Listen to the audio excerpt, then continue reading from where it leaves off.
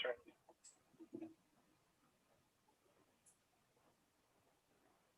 I don't need to do it just yet. Wait until Rebecca shares.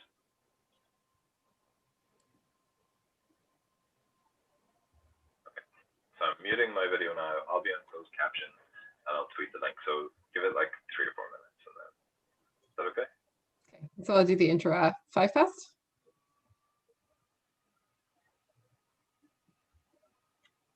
We'll take the silence as a sound.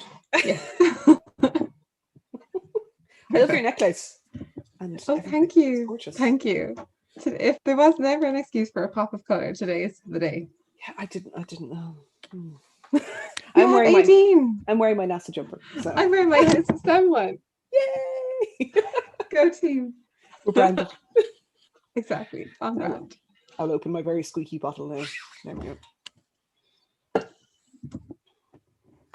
I do have it's my Wikimedia strategy bottle. Oh, very good. It is super squeaky when you open it. Oh, you have so many fun swag. It's great. Yeah. The foundation, yeah, they're good for their swag, has to be said. Nice.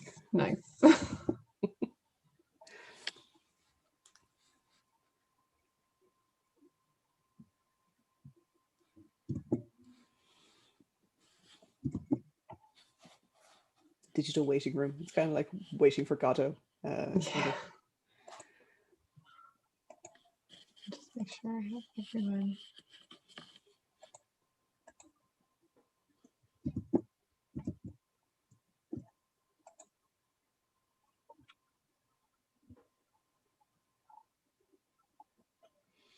I am going to make sure to try and pace myself, Catherine, so that I'm not. I have an awful tendency of just so. Usual things: volume, clarity, pace. Yeah, no different to any other presentation you would make. Yeah, might take me a sentence or two to kind of, get into the rhythm. Yeah. Yes, and not because there is that kind of pent up. Voice goes up and you get quicker. Going to be the good old-fashioned steam train or the electric train. I like this one. I like that's a great metaphor. I love that. Yes. Well, there was one occasion where would have been any job really. I had said to present, I said it was like they had gone like an electric train, but I was still doing the old-fashioned way of being on the railway tracks. Just never cut off. Anyway. We're live and we have people. So over to you and I'll be on captioning. Perfect. Hello, everyone. Welcome to the House of STEM YouTube channel. Today is LGBT STEM Day, so happy LGBTQ plus STEM Day to everyone who has joined us today. Today we are going to do a live introduction to Wikipedia editing for LGBTQ plus folks in STEM. We have the wonderful Dr. Rebecca O'Neill from Wikimedia Community Ireland. So this 1-hour live stream will be a beginner's guide to editing Wikipedia and to improving LGBTQ plus in STEM representation on the platform. So you'll need to set up a Wikipedia account, but everything, Rebecca will go through everything about that now shortly. And also today we have live captioning and an ISL interpreter, Catherine White. Just before we start, I'd like to thank our sponsors for today's event, the Optical Society and the IEEE Photonics Society. So over to you, Rebecca. And again, happy LGBT STEM Day, everyone. Thank you so much, Niamh. So I will do the obligatory staring worryingly at my screen while I share. And there we go. And I'm going to hide myself from myself so I don't have to look myself in the eye. So welcome to an introduction to editing Wikipedia with a focus on LGBT content.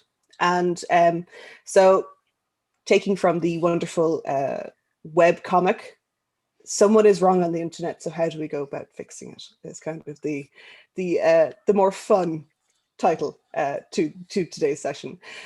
So my name is Rebecca O'Neill, and I am the project coordinator for the group called Wikimedia Community Ireland. So we are the representative affiliate of the Wikimedia Foundation here in Ireland. And I'm going to take you through the very first steps. I'm going to give a quick overview to Wikipedia and Wikimedia projects, and we'll touch on some of the issues around why there are issues around representation. And we're going to be focusing today on English language Wikipedia. And some of the things that I'll say will be true for all language Wikipedias, but some of the things are, I suppose, quite unique or specific to the English language as well.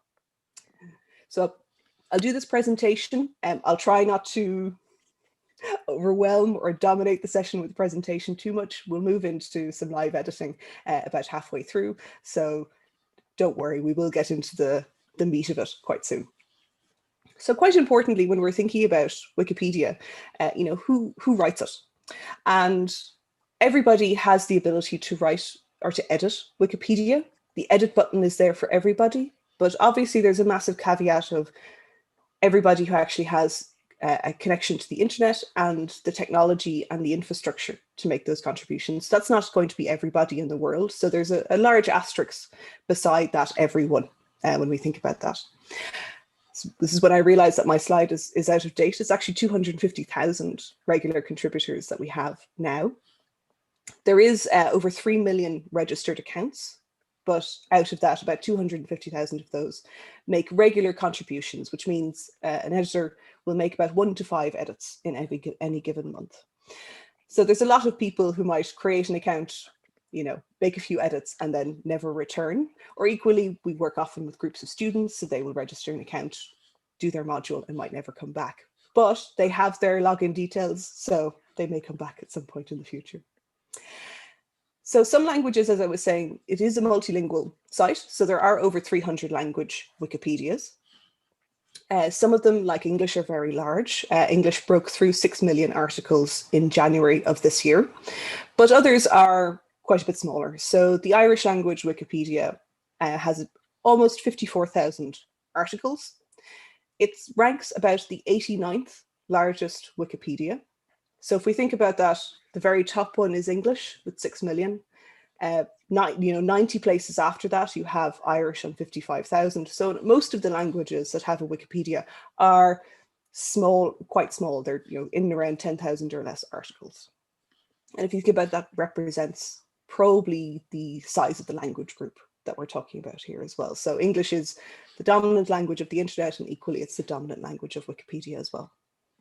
This is my favorite quote about Wikipedia, that the idea that people from all around the world with different ideas of how language or how an encyclopedia should work, what knowledge we use, how articles should be structured, what referencing system we should use, what form of English we should use. To pitch to somebody that you would get that to work, herding those cats on the internet, you would probably, if you were to pitch Wikipedia today in a room if it didn't exist, you would probably get laughed out of any room. But for some reason, it doesn't work in theory, it only works in practice. But as we'll look at now, it works in practice for some people, but not necessarily for everybody. It's worked quite well so far, but there's still a lot of work to do. This is to give you an idea, to humanize it a little bit. These are some of your fellow Wikipedians and Wikimedians, as they would refer to themselves as. This is a group photo from Wikimania, which is the international conference for Wikipedians and Wikimedians. This is the last one that I attended, and I don't know if you can see my cursor, but my little head is over here on the right-hand side. And what you can see here is probably about 50-50 women. And you'll see people from all over the world. And these are the people who, like myself, either work or volunteer within their language, their geographic area, their country, however they kind of interact with Wikipedia. And they advocate for their community to edit or contribute to Wikipedia and other open knowledge resources. But they aren't necessarily representative of the people who edit Wikipedia on a day-to-day basis, and specifically English language Wikipedia. So a lot of the people here would not necessarily be editing English Wikipedia. They probably are going to be editing or translating into their language Wikipedia. These are the editors of Wikipedia. And you can see that this set of research is quite old at this point. It's April 2009. But this was a point in time where English language Wikipedia was still growing. This was still very much in its growth phase. It's, as you'd imagine with any sort of project, it's not logarithmic growth. It's not going upwards all the time. It has plateaued. As you know, most topics have been covered. There's a certain amount of saturation of content. But when Wikipedia was still in that growth phase, the majority of the editors were men. They were between the ages of 18 and 30. They have at least an undergraduate degree, if not higher. They have no partner and they had no children. And what does that mean? They have lots of time on their hands. And they also would have access and the inclination and the knowledge to be able to look up resources. You know, they might have institutional access to a library, to paywalled material, but also they had the skill set about referencing and assessing sources because they had that third level degree. And in general, these editors are also, they would tend to skew towards the white Western world as well, and the Anglophone world. So what happens is what we have now is a large corpus, a large body of material on Wikipedia that reflects the biases and the interests of this core group of editors. So every train, plane, and automobile that has ever been built, every war that has ever been fought, will have an article on Wikipedia, but minority, people of color, artists from the turn of the 20th century in Mexico may not, because they don't tend to factor into the interest area of these core editors. And when we interrogate, so these are these regular contributors that I referenced earlier. So they're making their 1 to 5 edits every month or more. And what we tend to find now is that the main body of editors is still this cohort. They're 10, 11 years older. And some of them are now working to address some of the knowledge gaps that are being mapped on Wikipedia. So that the lack of women's biographies, the lack of diversity generally in topic areas. But others, perhaps their biases are far more unconscious and they're not aware perhaps of some of the gatekeeping that they're engaged in. So how do we go about addressing this? We know that there's an issue around representation. Only 18% of all biographies on English language Wikipedia are about women. We know that there's a significant weighting towards people from the Western world, so generally white Anglophone biographies as well, and general kind of topic areas.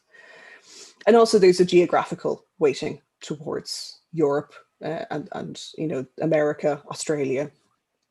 There, you know, when we look at kind of geographical spread of articles as well. But how do we go about thinking about how do we fix this? So how do we work within the structures of Wikipedia to help address some of these issues? So how does it actually fundamentally work? You know, most of you who are tuning in might be scientists. So this is, you know, when you pop the hood, this is how Wikipedia works. It's an aggregator of open license resources, which is a little bit of a mouthful. And what do we mean by this? In general, because Wikipedia is an open license resource, it's under this Creative Commons Attribution Share Alike license, which I'll explain in a moment. It means that it likes to go to other open license resources.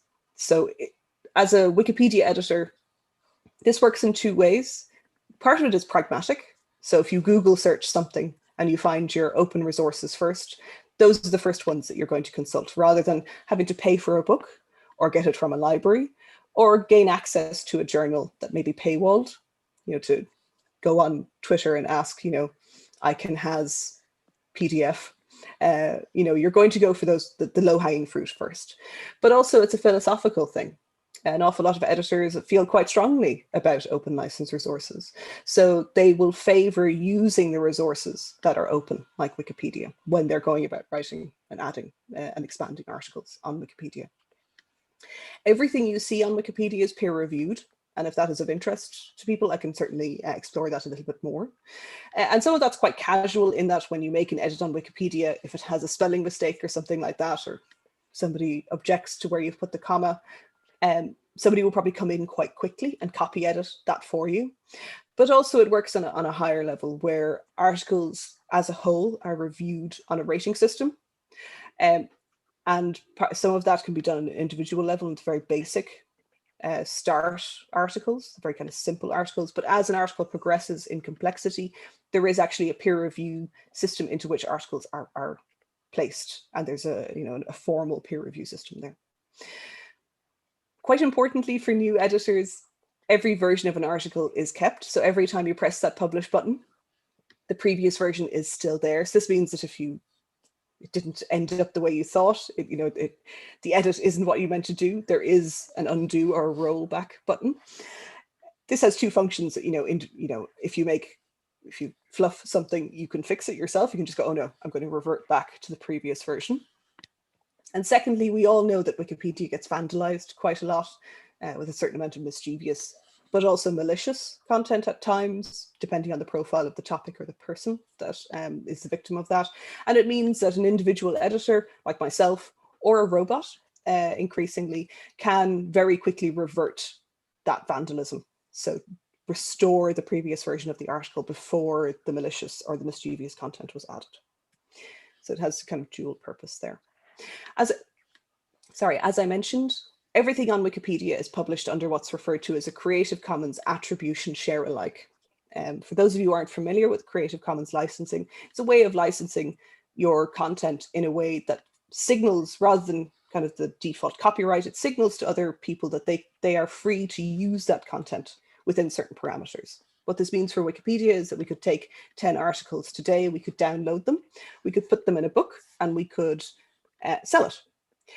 But what we would have to do is we'd have to attribute. So we'd have to say that we got the articles from Wikipedia on the specific date and maybe a timestamp. And we would have to use the same Creative Commons license. So it's share alike. You can't take an open license like this and make it more restrictive. It can only go the other way. It can only become more open, basically. So we can't take it, change it a little bit, and then put copyright on it. So we have to use the same. It's iterative that way. And this is the mission statement of Wikipedia. The imagine a world in which every single person on the planet is given free access. This is changing a little bit, as Wikipedia is now, it's almost 20, so it's becoming a little bit more reflective of its place in the world. And it's not just about the free access, it's the ability to make a meaningful contribution as well, as increasingly where we're going. And this is where this representative work comes in, and also mapping some of those knowledge gaps that we know exist on Wikipedia and the lack of representation in parts of it. There are just 5 pillars of Wikipedia. These are 5 immovable, immutable facts. Everything else strictly is up for discussion at any given point. So all the things that we'll encounter around, kind of style guides and notability and referencing systems, if there was enough momentum in the community to change any one of those things, a discussion can be started, a debate will happen, and then we'll decide, there'll be a decision made. So everything else is kind of, I suppose, up for debate at any given point, but these 5 things are unchangeable about Wikipedia. So the first one is that it's an encyclopedia. It doesn't attempt to be anything else. It's not a textbook or a manual or a social media platform. And when we're reflecting on how we write on Wikipedia and the types of things that we include and the tone that we take, reflecting back on the old-fashioned encyclopedias is very useful. So you think about the writing style within Encyclopedia Britannica. That's what we're attempting to emulate on Wikipedia. Everything is written from a neutral point of view, and I suppose it's more the social scientists and things like that among us might kind of laugh at this attempt towards neutrality or objectivity, but I suppose it's striving towards it. And the idea is that with the neutral point of view, you're not injecting any of your own personal interpretation or bias into your writing on Wikipedia. You're just reporting back the information as you find it in your external sources. Wikipedia is free. It will always be free. So obviously in the very early days of Wikipedia, this was not clear. It could have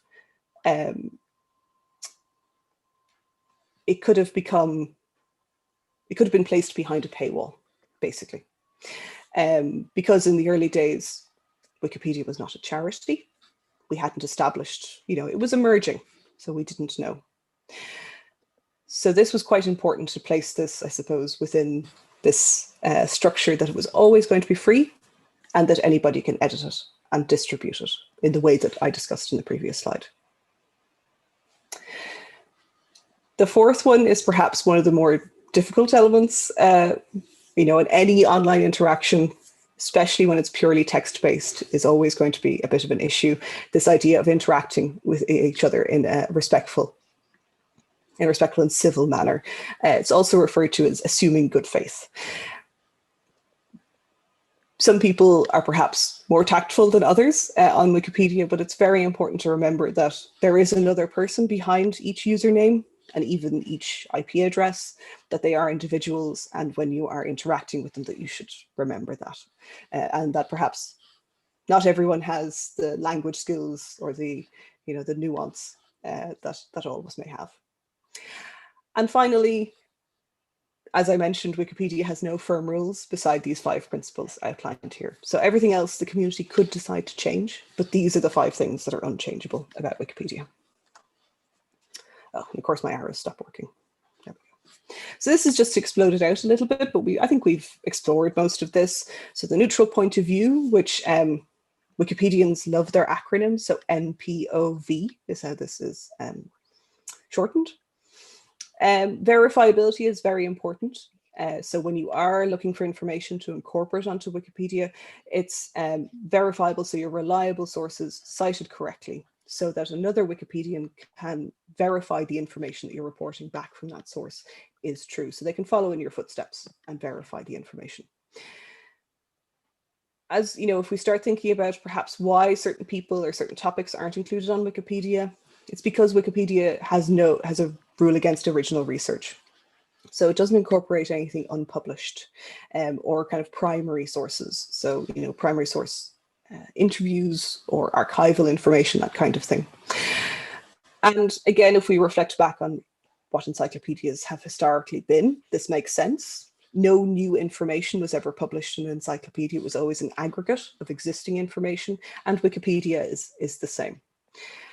We always assume good faith, so we behave in a civil manner towards our fellow Wikipedians. And this may or may not be an issue for some of you here today, but we do avoid conflict of interest. So if your boss or your PhD supervisor or your company perhaps has a Wikipedia article, ideally you shouldn't edit that page because that's a conflict of interest, or COI, as we refer to it on Wikipedia. And the reason we avoid editing these pages is because our ability to be neutral is probably impaired in those cases. We can't be as objective as perhaps we can be when we're writing about a topic that we don't have a personal connection with. There are ways around this. You can state a conflict of interest on your user page. The main issue is when you try and hide a connection. That's when it becomes problematic. So reflecting on our suitable references. What we're looking for on Wikipedia is published books, mainstream press publications. So some newspapers are blacklisted, so an awful lot of tabloids will not be suitable references. Equally, the Daily Mail is also blacklisted, and Russia Today, because they're not seen as unbiased news outlets, so they're seen as overly biased. Also, reputable journals. So any of you who have been through academia at all, third level education, you'll be aware of perhaps the idea of predatory or pay for publication journals. So it's trying not to lean on those, that you're working with the type of journals that are well respected in any given field. And the reason for that is that these sources are verifiable and they are also secondary sources. So again, we're avoiding those primary sources I talked about, and we're relying on secondary sources. So i.e., a source that takes primary source information and presents it. So a news article about an event or a piece of research, or equally a news item, say on RTE, or a journal article, explaining a particular phenomena. Those are all secondary sources, and Wikipedia itself is a tertiary source. So you can see how it feeds upon secondary sources in the way that secondary sources take primary source material. There are unsuitable references on Wikipedia, and you can see them listed here. Now, some of this does reflect when Wikipedia was founded, so 20 years ago. So not all blogs are forbidden. There are lots of institutional blogs. So the Natural History Museum in London has a blog. The Harvard Business School has a blog. Those are fine because there is a publication process. It's not just an individual person blogging their stream of consciousness or what they're interested in. There is going to be a type of review process when it's an institution blogging, basically. So that means that they are acceptable as a reference on Wikipedia.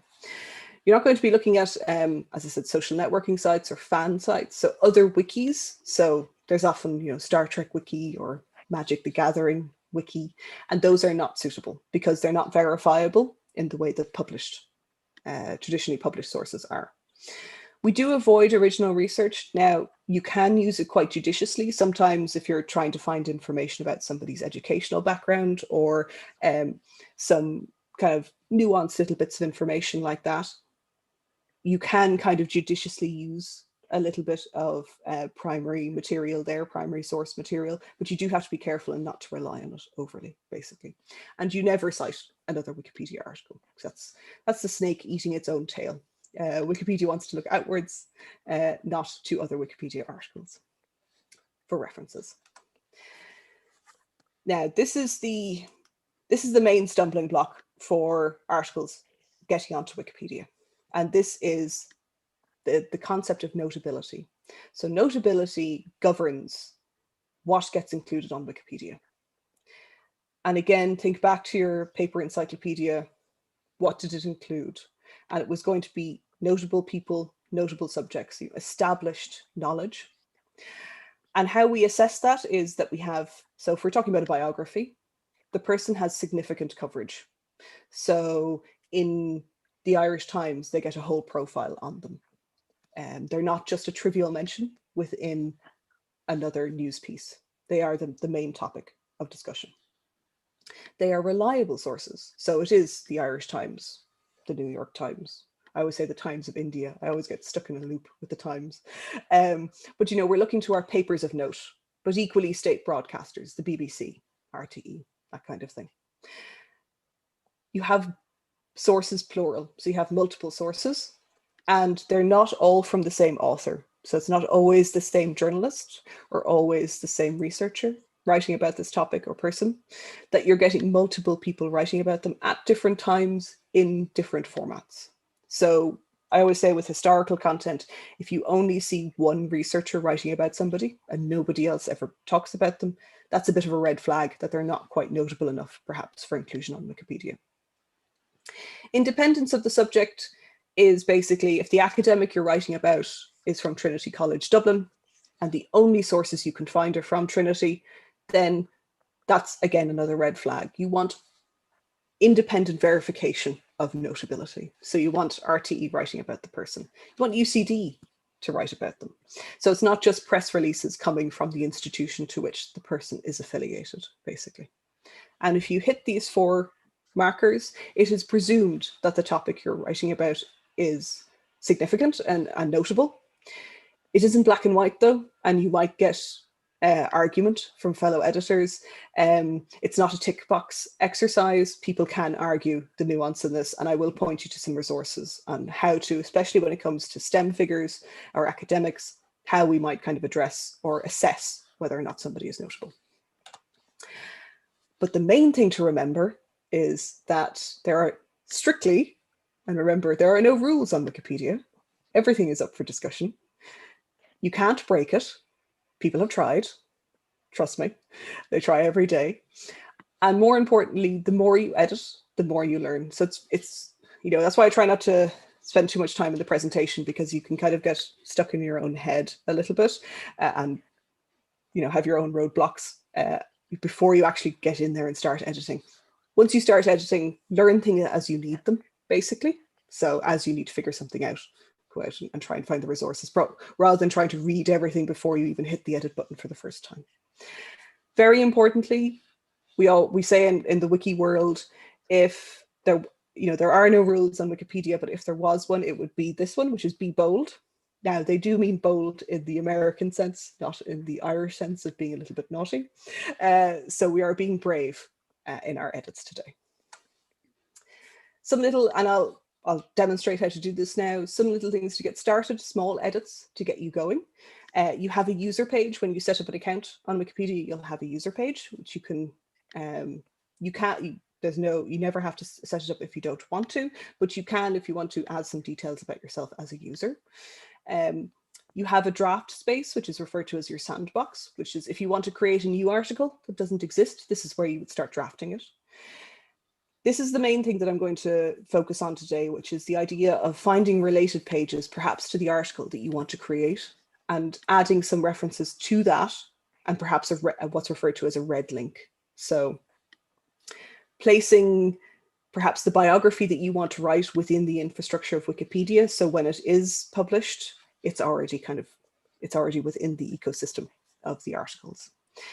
As I said, you can add those links. And also, I mean, if you are interested in more looking at imagery and perhaps video and things like that, I could show you some resources as to how to research copyright-free imagery if that's of interest to you. More importantly, I think there's a chat function that Eve is keeping an eye on. So she's going to filter through any questions that come through. My username is SmirkyBeck, and I will perhaps put up my email address towards the end as well, so that you can all get in contact with me afterwards if you get really stuck.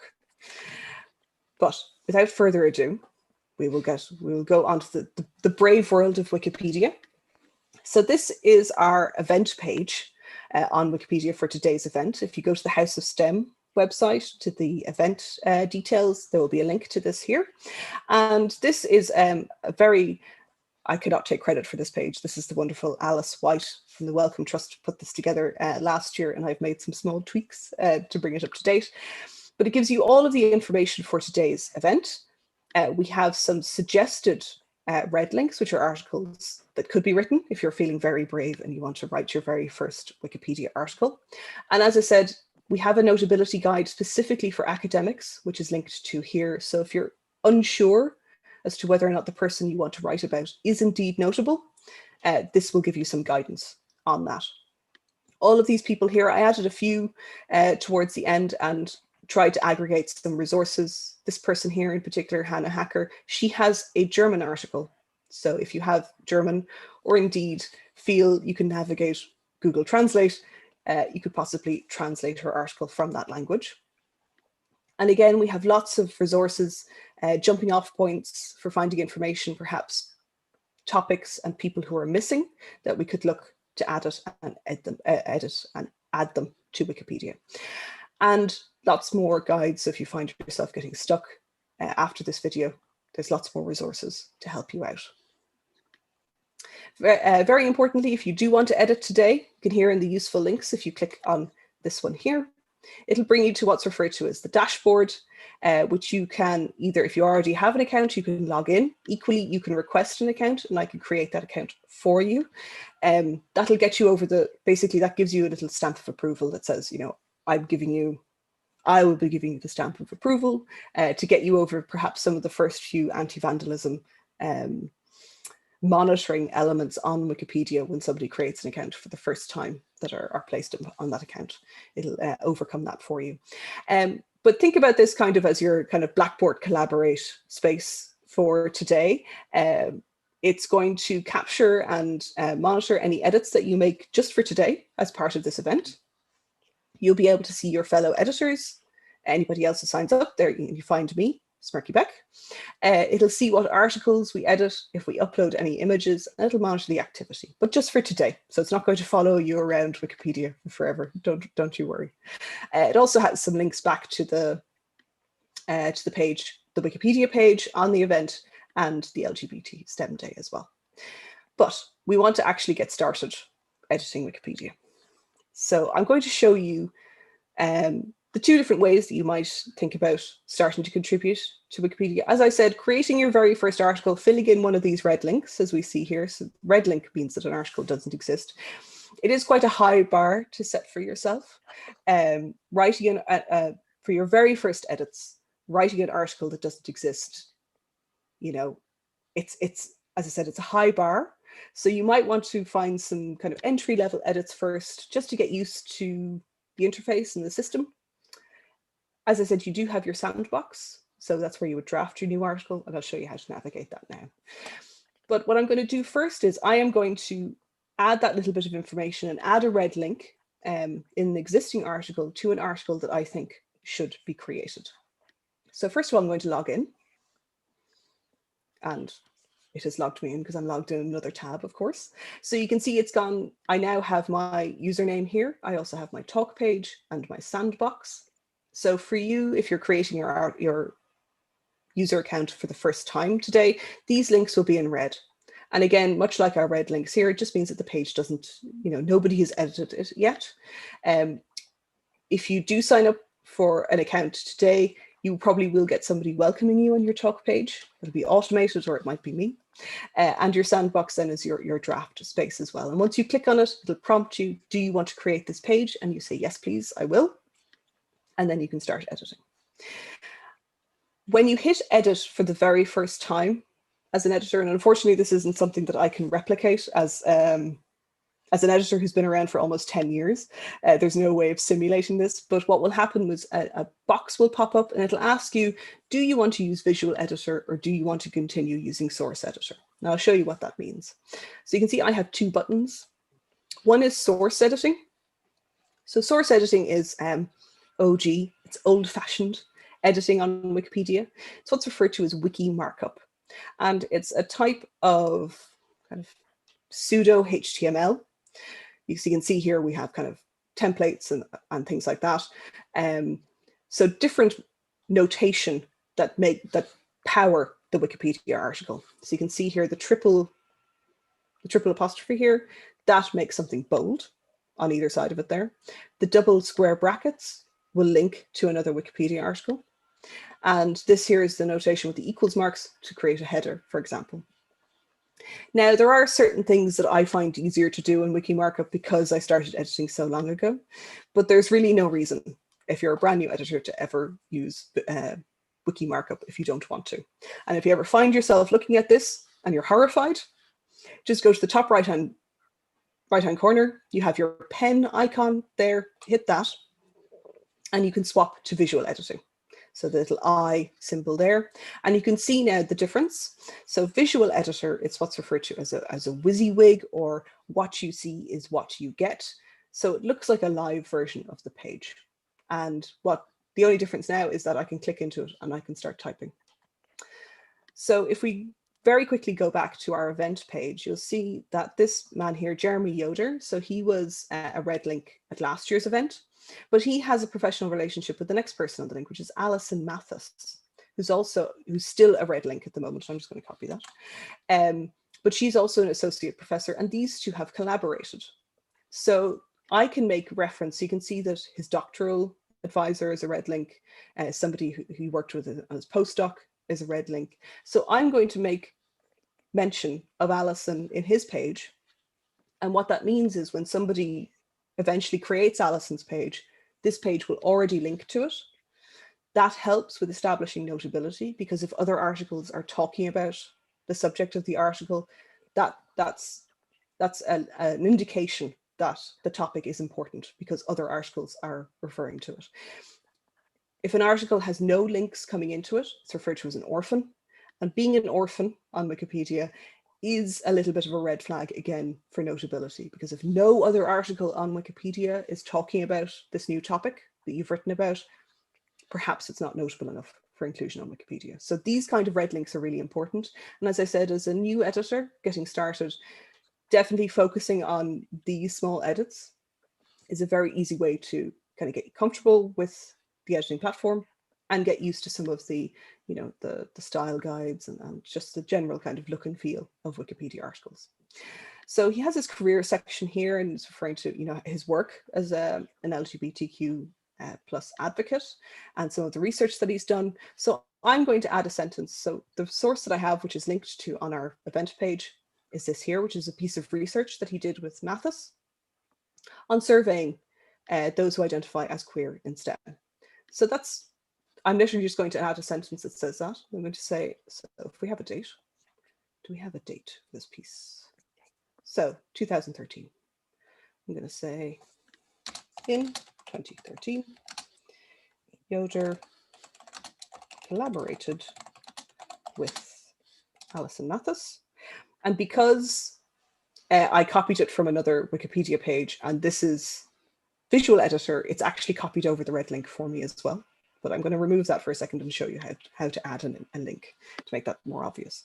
So Yoder collaborated with Alison Mathis on research investigating the experiences of those, say, because this is the language that's being used already in the body of the article, I'm going to say LGBTQIA plus individuals identifying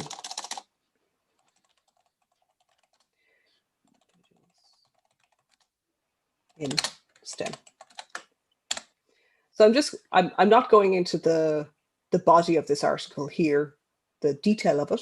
I'm just referencing that this is work that he has done with this fellow academic. So I'm going to grab the URL. I'm going to copy that, head back to my article. So first, I'll make Alison a link. So I've highlighted the text that I want to make a link, and I'm going to hit the link button here. And what it does is it searches Wikipedia for articles that contain these keywords, which at the moment there's none. So it's a red link. I'm happy with that. The page does not exist, but it means that when it does exist in the future, this link will point to it. I've added a sentence to Wikipedia. Every time you add a sentence, you want to say where you got that information from. So you're going to cite your source, and we cite inline. So I'm going to hit my citation button, which is beside my link button. And what it's first prompting me to do is to reuse one of the citations that's already being used in the article. So it means when you add a citation, you don't have to add it every time you use it. There is a reuse function. So if you used EndNote or Zotero or RefWorks, this feels quite familiar to you. But there is an automatic function. So I have a URL, but equally if you have a DOI, an ISBN from the back of a book, these are medical identifiers, PCM and PMID. But equally, if you have the title of a book, what this function here does is it searches WorldCat and has several other databases. And if the title is precise enough, it should be able to generate the citation for you. But with the URL, you paste it in. And this depends on how the website is programmed, whether or not Wikipedia can scrape the information. So we'll see if it works. I'm going to hit generate. Can be a little bit hit and miss, but we'll see how we go. And you can see it's managed to grab the information. So it's managed to grab the title of the piece, the website it's coming from, the publication date, quite importantly, and very importantly for online resources, the date that I have seen it live. This means if this URL goes dead in the future, we know when I last saw it live. So it means that the Internet Archive bot, which is a bot that goes around Wikipedia testing links, can try and find an archived version of this page as close to this date as possible. So I'm going to say insert. And you can, if this populates, you know, if sometimes depending on how the website is programmed, you get kind of junk basically appearing in your citation. So you just hit your edit button and we can tweak. I'm going to see if there is. There is. So, okay, so we just have Vivian by first name. I don't know if that, well, we can put in her first name anyway as the author. So that's the bit that didn't get captured. I'm sure if I clicked on the link, I can probably find her surname. But you can see you can populate, and interestingly, it grabs the language code as well. So say if this was an Irish language source and the website is flagged as being GA, the citation will tell you what language the website is in. So it's quite good for accessibility there as well. So we're just going to say apply changes. And you can see, yes, okay, it doesn't like only having the first name. So we'll do our due diligence and see if we can find a surname for Vivian. No, she doesn't seem to have a surname. Or they, apologies, they. So I'm going to remove that for the moment and apply those changes, and you can see it's happier now. So we've added our citation, we have our red link, we've made our edits, we're happy with them, and we hit our publish changes, top right-hand corner. So publish changes, I'm going to say added. So I'm letting other editors know what I've done to the article, what I've added to it. So I'm going to say added detail about collaboration with Mathis. I'm not going to be able to spell her name, but there we go. You also have two options here. A minor edit is really very minor. So a minor edit is you've put in a full stop, you've taken out a comma, you've italicized the title of a journal article or something like that. That's a minor edit. Anything beyond that, so what I've done here, adding a whole sentence, that's not a minor edit. You also have the ability to watch a page, and I'll show you what that means now. I'm going to say publish changes. I'm happy with that. For your first few edits, you might get, especially if you're on a shared IP address, you might get a CAPTCHA, but that should go away after 5 edits. So I'm going to show you 2 more things now. So we'll go to watch list first. So I've said I've put this on my watch list. What does that mean? So you have a watch list up here in your top right hand in your menu. We click on that. I'm going to double check the number chat. No. So watch list is articles you have selected to watch, and you have 2 ways of doing that. If you make an edit to it, you can select to watch, and I'll show you the other way now in a second. But basically what this means is that I now have a list. So I have a list of over 1,800 articles that I am watching. It means that if anybody makes a change within the last 3 days, it turns up in my watch list. So you can see I watch all sorts of things like Oscar Wilde and the Book of Kells. Basically, most people will watch articles that they've made a major contribution to or that they've created. So an awful lot of these articles are articles that I've created. And I can see any changes that people have made.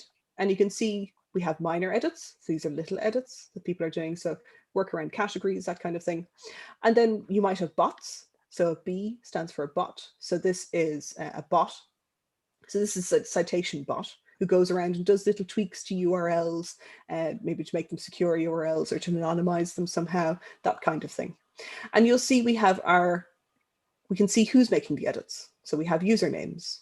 If you see a string of numbers, that's an IP address. You can edit Wikipedia anonymously. Your IP address is captured, so it's anonymous, obviously, to a point.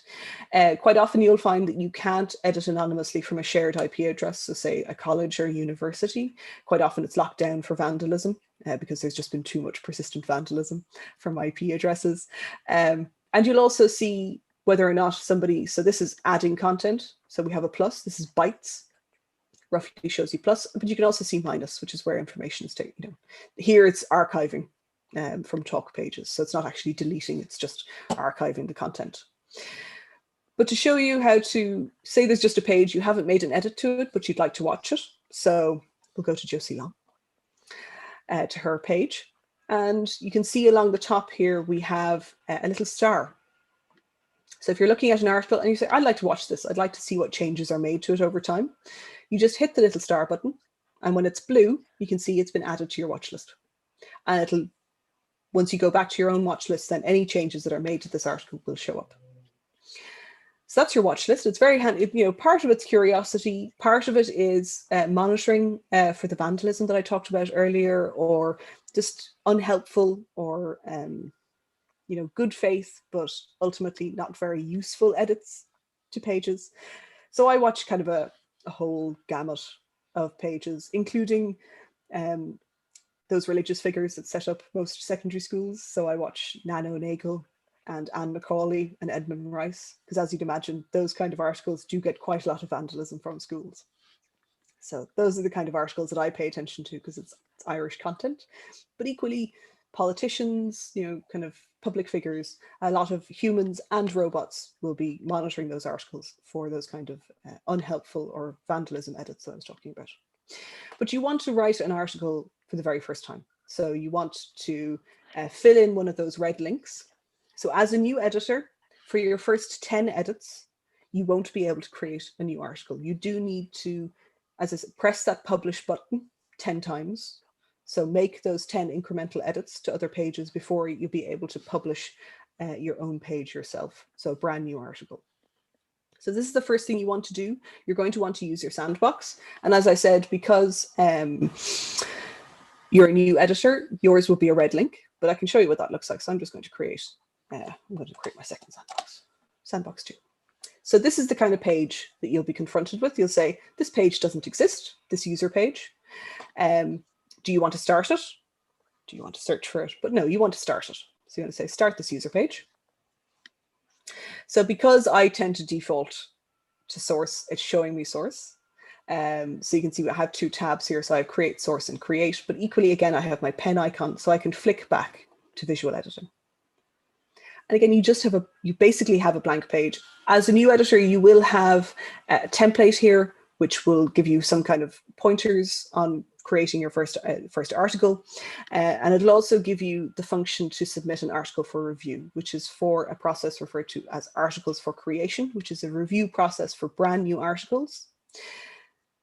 I would strongly advise that if you are creating a new article, get in contact with me once you're happy with it.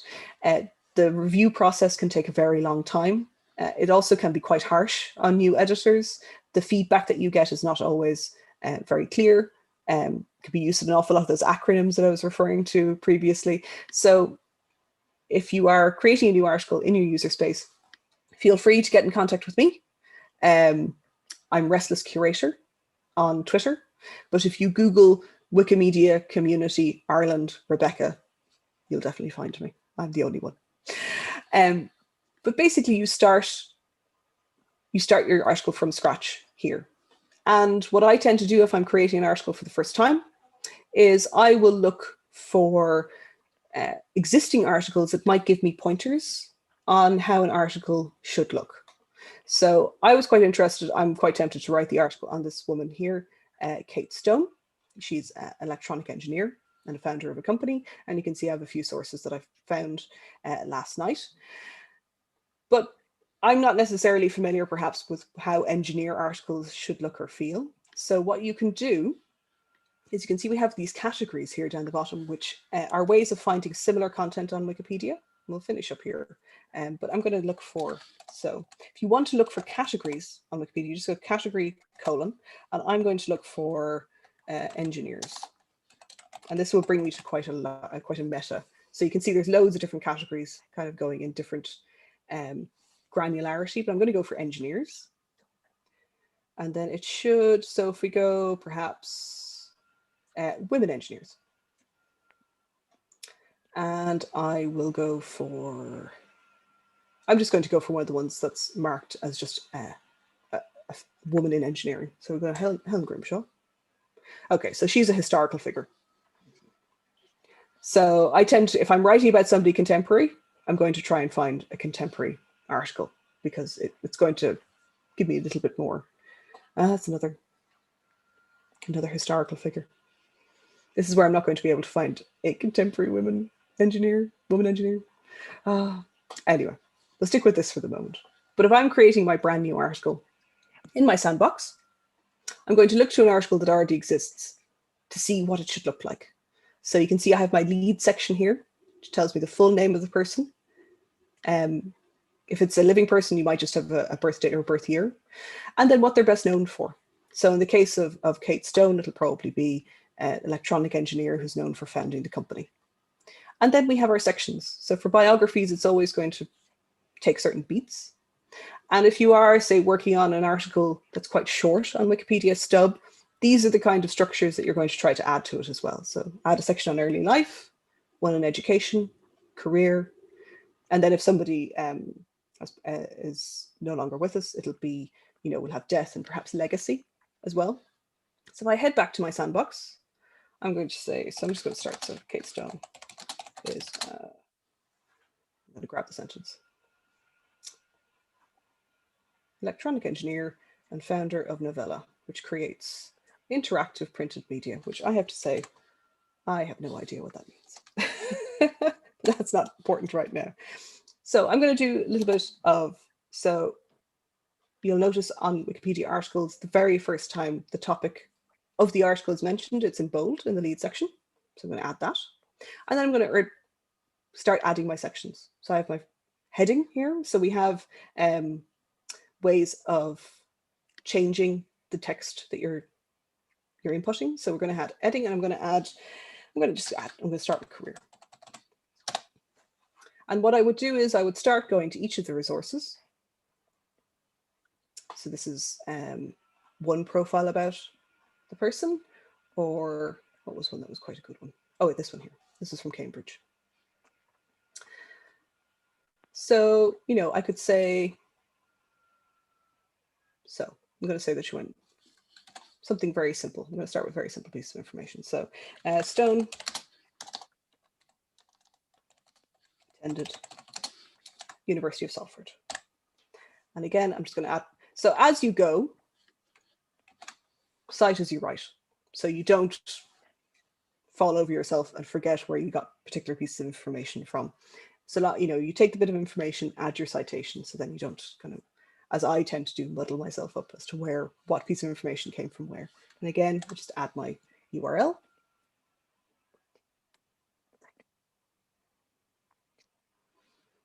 It may or may not, there you go. It managed to generate an insert. So what I might do is add my heading for references down the bottom.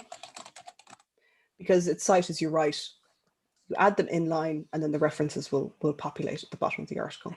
But this is basically how you start a draft within your own user space. So again, even though this is in your user space, you still have to be sure that you're not, so you can't copy and paste a lot of content from somewhere else without paraphrasing it. It's still under the same rules around plagiarism and copyright violation that you get, you know, academia and academic writing, academic integrity. So you do have to be sure of that. You can't just kind of dump and run, basically. And I will answer that question now in a second. But what's a little bit, I suppose, confusing is that we still have the publish is, you know, this used to be a save button, it's now a publish button. So you're still only publishing to your own user space. It's not going live on Wikipedia, so don't worry about that. So we're going to hit publish and I'm going to say start a draft article. And publish page. And there you go. That's it there. And I can come back to this as many times as I need. If you do start a draft article and leave it for 6 months and do nothing with it, it may get deleted because there's just kind of tidy up on Wikipedia generally. So we have a question here about how is it possible to see other pages that link to a page you want to create? Okay, so it's not possible to see where red links point. If you are looking at a Wikipedia article, you can see what articles link to it, but when it's still a red link, it's not possible to monitor that. What you would probably do is you can search. So if we take, now there is somebody called Kate Stone already on Wikipedia, but if we take Alison, for example, and I search for that, and what will happen is it'll tell me that there's no page called that, but what it'll do is it'll start searching pages on Wikipedia for those keywords. So you can see my edit to Jeremy Yoder has turned up, but you can also see that she turns up in the references of the article on Lauren Esposito, Women in Science. So these are the articles you could go to and perhaps add her as a red link or add them as a red link. So that's probably, it's a little bit hacky, but it's probably, it's the best method really. And you can do the usual thing of adding your quotation marks to try and refine the search, that kind of thing. With regards to whether or not somebody is comfortable with having an article about them, definitely. You know, with fellow people who do the job that I do with Wikimedians, that kind of thing. If somebody has a particular profile, they may not want the stress of having a Wikipedia article, and that's perfectly fine. There's nothing wrong with that. So if you do think that that person might, you know, might have been the subject of perhaps online abuse in the past, or, you know, something along those lines, and just may have a sensitivity around having a Wikipedia article, then definitely perhaps checking in with them would probably be no bad thing. And you could do that on Twitter, you know, or if you have contact with them in another way. So we are towards the end, but very quickly, I want to show you how to start looking perhaps for copyright-free imagery. So there's two different ways, well, there's several different ways that you can do it. You can just, so I will, rather than zoning in on somebody else, I will use myself as an example. So if I search for Rebecca O'Neill, and you can see I am definitely not the only Rebecca O'Neill. There's a far more famous footballer, but we can just go to images, and you can see you're finding, I'm in there. I'm definitely not the most glamorous Rebecca either. But we then have tools here. So you can just very quickly do a search for somebody or something. So if you're looking for copyright-free imagery, say for a presentation or something. So you go to tools and you go to usage rights and then go to Creative Commons licensing. And what you will find is a bunch of images of me from Wikimedia Commons. So this is me making wild gesticulations at all sorts of Wikipedia events and affiliated events.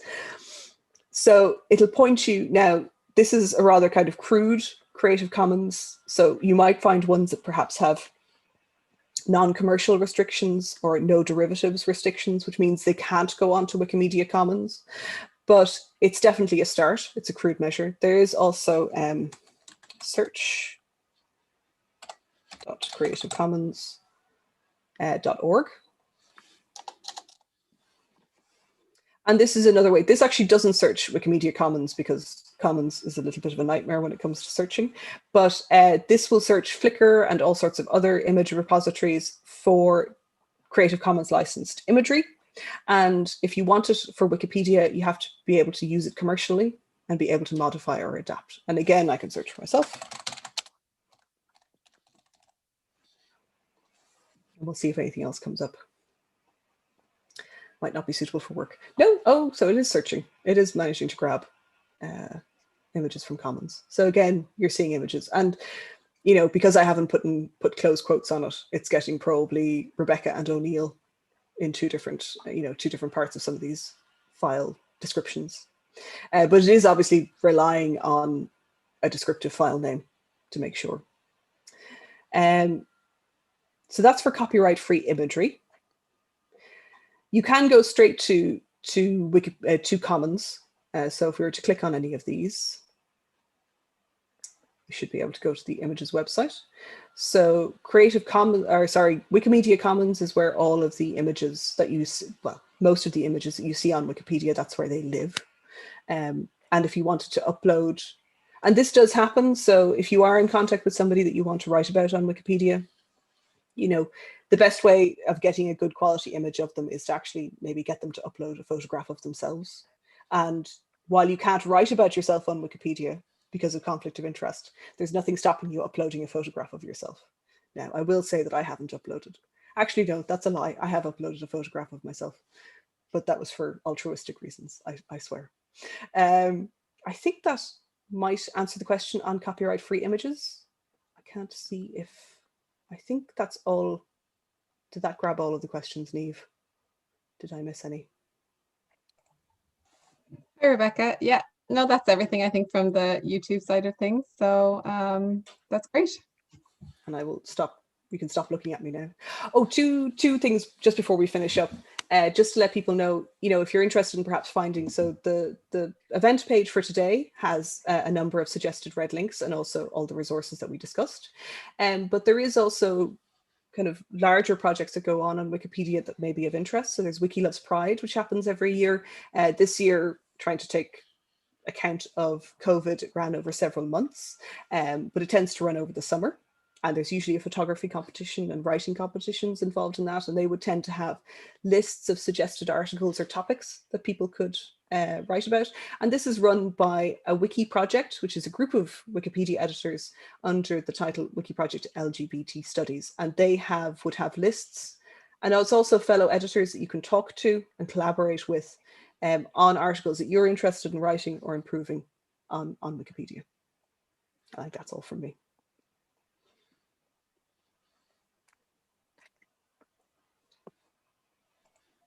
Great, that was brilliant. Thank you so much, Rebecca, and thank you to Catherine, our interpreter today.